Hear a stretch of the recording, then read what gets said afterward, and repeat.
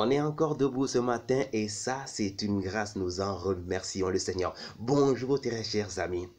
On a l'habitude de dire, oh, cette personne a un mauvais comportement, je n'aime pas son comportement. Il faut qu'elle change de comportement. Et oui, nous avons raison.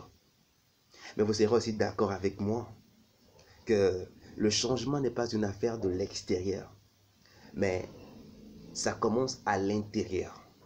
Jésus a dit dans Matthieu 12, verset 33, « Ou dites que l'arbre est bon et que son fruit est bon, ou dites que l'arbre est mauvais et que son fruit est mauvais. » Dans le verset 35, il dit, « L'homme bon tire de bonnes choses de son bon trésor, et l'homme mauvais tire de mauvaises choses de son mauvais trésor. » N'oublions pas le verset 34 qui dit, vers la fin, « Car c'est de l'abondance du cœur que la bouche parle. » Le psalmiste, comme on l'a vu la dernière fois, disait, « Je serre ta parole dans mon cœur, afin de ne pas pécher contre toi. » Parce qu'il a compris que tout commence par le cœur et que le cœur avait besoin d'être discipliné. C'est pourquoi il a choisi de discipliner son cœur par la parole de Dieu, avec la parole de Dieu.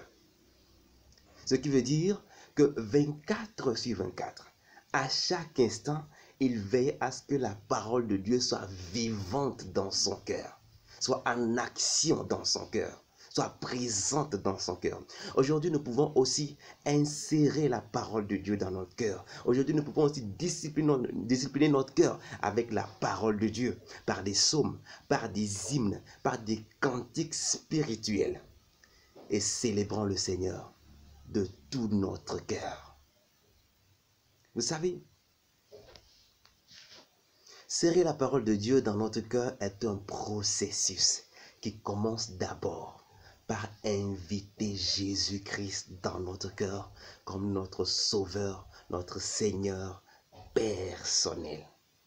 Vous pouvez décider dès à présent d'inviter Jésus-Christ dans votre cœur. Vous ne serez pas déçus. Passez une très bonne journée et que le Seigneur continue de vous bénir. Amen.